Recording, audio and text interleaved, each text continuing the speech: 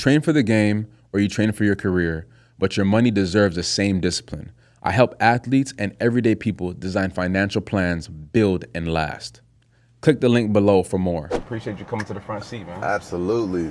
Happy to be here. I got my seatbelt on. Don't worry about me. Hey, we're safe. We're safe. We're safe, man. Tell everybody. Do you have a Tesla outside of? My bad. Is that personal? Nah, you good.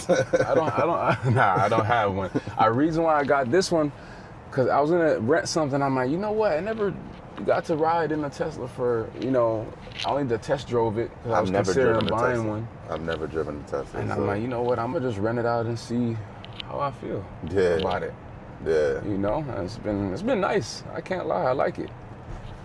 I like it, man. That's like on my vision board. I got my kids. I got 2 kids, a 4-year-old and a 2-year-old, and we're constantly telling them like, why you got to go to work? I said, get money for that Tesla. Get money for that Tesla. So now they say it now, like, for the Tesla, Daddy, for the Tesla. Yeah, there it is. Like I said, welcome to the front seat, man. It's a blessing to have you. Why don't you tell everybody who you are, where you from, and school you went to? Yeah. I say name, school, sign-in bonus. Sign-in bonus. Just tell everybody who you are, where you from, teams you played for. Yeah, Jelani Jenkins. I'm from Montgomery County, Maryland. Played at familiar with Good Counsel High School. Stephon Diggs, big name to come out of there. Oh, yeah. Lou Young. So we were in the WCAC in Maryland. So I went there, got University of Florida. Urban Meyer brought me in. I got there, if you're familiar with Swamp Kings, that was the last episode of that when they had just won the Natty and all the pressure was going crazy. I did watch that, yeah. I was in that locker room feeling that anxiety and whatnot. And then I got drafted to the Dolphins in 2013, 4th round, so signing bonus was I was happy with that. Absolutely. I was happy with that. Played there 4 years, finished my career with the Texans and Raiders, and that was 2018. And now I am really passionate about mental performance and wellness, and I'm speaking and consulting business, and I was a part of the PAC Austin event, and now I'm back again because I reached out to them saying this is really the community that I want to speak and coach and consult, and so they brought me in. Now that's why I'm here, man. I'm just enjoying being back in this locker room, not only from a player perspective, but as a supporting perspective, and that's a very fulfilling balance that I found this week. And what made you,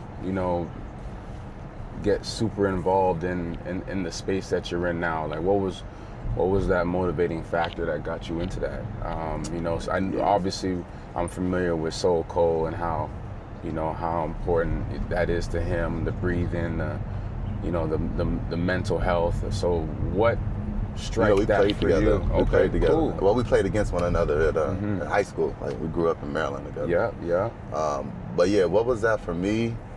It kind of came as a result of my transition and the challenges I was going through. So probably about a year out of retirement, I was there's a moment I was playing Call of Duty.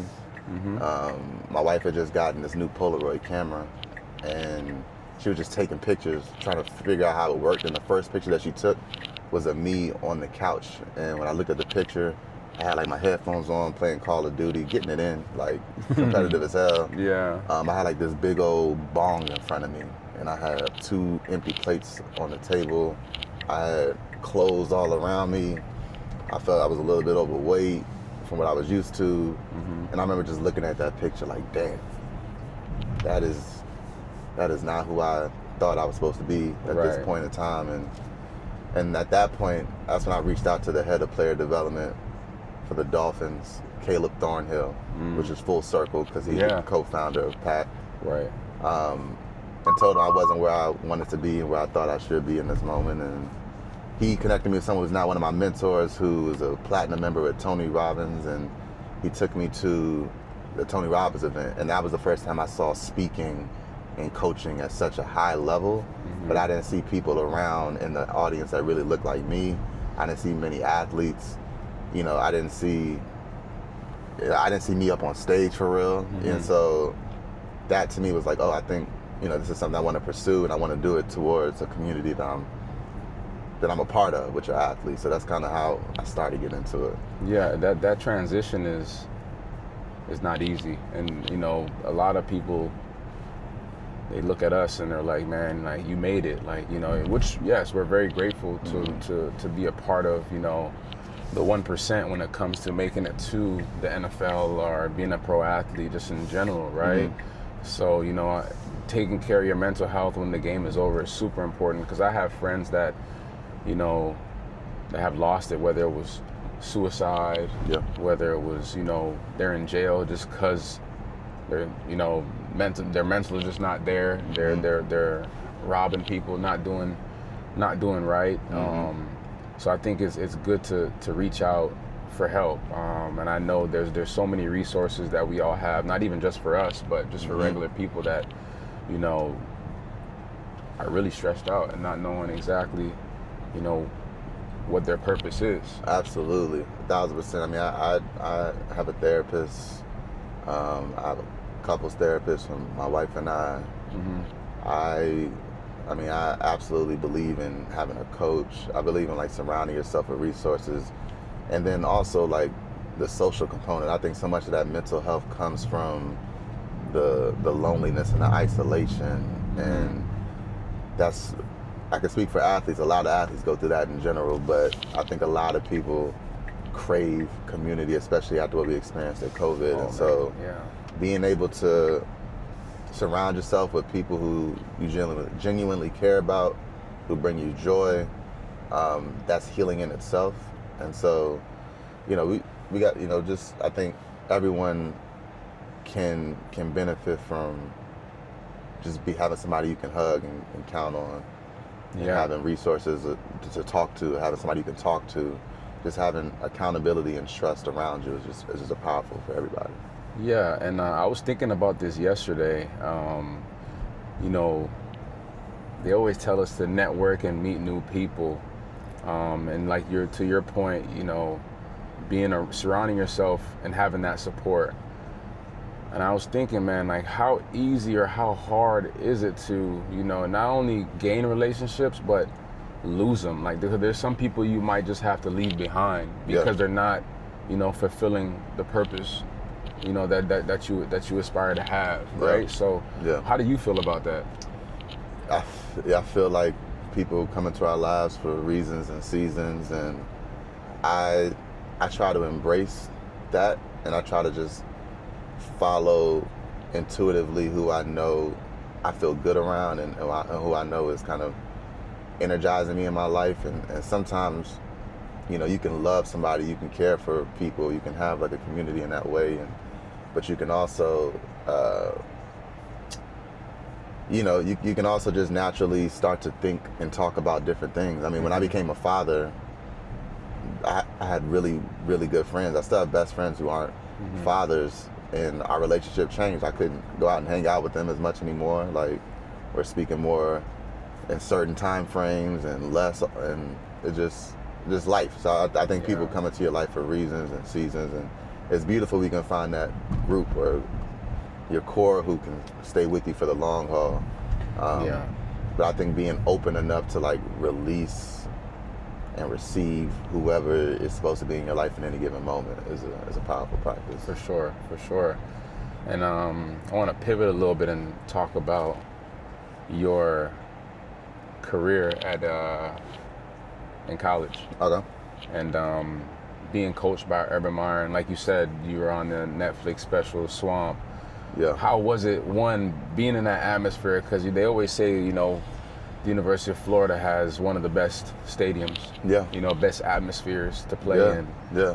How was that experience playing over there under Urban Meyer? But most importantly, how was it playing at Florida? First off, growing up playing NCAA football when they started doing the crowd things, I thought about this later. I didn't even know it at the time. It didn't even click to me, but like, I literally thought about this in the last couple of years, that I think a big part of me going to University of Florida was on NCAA, they were the loudest stadium. I remember it said Ben Hill Griffin Stadium, loudest stadium. And when you press those buttons. Yeah. It shakes more than any other stadium. Yeah. And as a defensive player, that always stuck to me, and it's crazy that I ended up going to that school, partly because I knew it was going to be the loudest and the most craziest experience. So, man, it was awesome. Like, if you saw the documentary, you saw like that was a championship locker room I stepped into, and they were looking to run it back. We went undefeated my first year and lost in a championship to Alabama, and you know, I went there knowing that it was going to prepare me, that I had no choice but to rise up to the occasion and get to the next level if I just did what I was supposed to do. I knew I was going to be learning from the best. So I came in there very like curious and humble and just like a really good observer and teammate. Brandon Spikes was there when I was there, so I wasn't really thinking I was going to start for real. But I knew that I was going to learn from the best. And it was dope. We had a couple of different coaches, a couple of different styles, but for the most part, like the locker room we were a part of, we had guys who played in that era, that championship era. And as we kind of started doing a little bit not as great, the core of what we were experiencing was still there, and it still kind of led me into the NFL with the right mindset of what it takes to be a championship team. And then, you know, being able to stay in Florida, playing for the Dolphins. How was that experience? Because I spent time in Fort Lauderdale area and training. I love Florida, right? Yeah. How was it? How was that experience? You know, still staying in Florida, but different team, obviously, and the fan base out there for the Dolphins. I was really blessed, man. My draft class for the Dolphins, we actually had 3 University of Florida players. So it really felt like I was staying at home. Yeah, I didn't really get that rookie angst, feeling like you're in this new environment and you don't really know too many people, and you're you know, in Wisconsin all of a sudden. You've never been to Wisconsin. I was home. A lot of Gators fans were Dolphins fans, so like a lot of people were super excited about me, and I was literally going into rookie minicamp with like my running back Mike Gillisley and our kicker Caleb Sturgis. So that was dope. Staying in Florida was dope. Playing with the Dolphins was eye-opening. We didn't get really good until like our first year with Adam Gase, but it was fun, man. I really enjoyed that organization. It was great people in it. If I could have retired a Dolphin, I would have. That's all I really knew. But the one thing I really love about the Dolphins was Caleb Thornhill. Yeah. Right. That's the full circle moment. I came in as a rookie, thinking that all player development people were like him, and I learned later on that like, oh, that was an anomaly, and I'm pretty blessed to be in this environment. So. And let's talk about that full circle a little bit more. I mean, Caleb was with you in the Dolphins. How happy is he of you of like how far you've come since then? I know you guys have had that conversation. Yeah, we talk about it all the time, and it's just a deep reverence we have for one another. He always brings up how proud he was of me for going back to school, and he was a big part of like continuing to bring me confidence in that way. So like I went back to school like the first 3 years. I didn't have an off season until like after my 3rd season, and I didn't graduate. So he's just been a mentor for me for so long, and that experience was so dope. And being a part of the initial Dolphins business combine in 2016 and 2017, when we were just going up to New York to visit Stephen Ross and Gary Vaynerchuk and Rick Rubin and Maverick Carter. We were just like going into these boardrooms, and you saw the seeds of this, you know, but it wasn't like that locker room fully effect yet. And it was just with the Dolphins. And so to see what it's become now, I'm so proud of him. And like I said, when I was going through the biggest challenge after transition, he was the person I reached back out to. And my life transformed as a result of like the introductions he made. So, and how important is, you know, Pac, not only to you, but you know, being out here in Nashville, seeing guys have that aha moment, You know, how important is it, you know, now that, you know, you got a chance to come out here and I guess kind of as, you said as an intern, so kind of as a staff member. Yeah. Just to see, you know, everybody's mind shift. Yeah.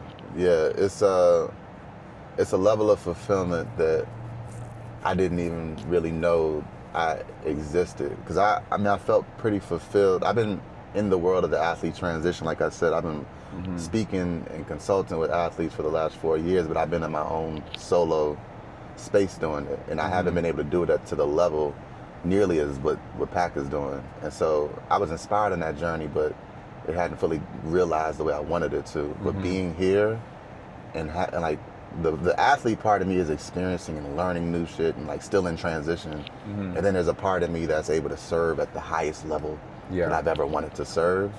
And that shit is purpose. You know what I'm saying? It's like there's really, that's the best word to describe it. It feels the most like purpose. So it's been a beautiful week, and I'm leaving so charged up and so excited to be on the team. Right. And you mentioned you're a father. Yeah. You know, and you're coming out with you have a podcast. Yes, sir. And I'd like you to talk a little bit about the podcast, why you have it, why it's called what it's called, and you know, what is the end goal for it. Yeah, man, it's a project I'm so excited for. Another full circle moment. My best friend Spencer Paysinger, who played with me in the Miami Dolphins, it was also a part of those initial Dolphins business combines. He is somebody who did incredible in his transition.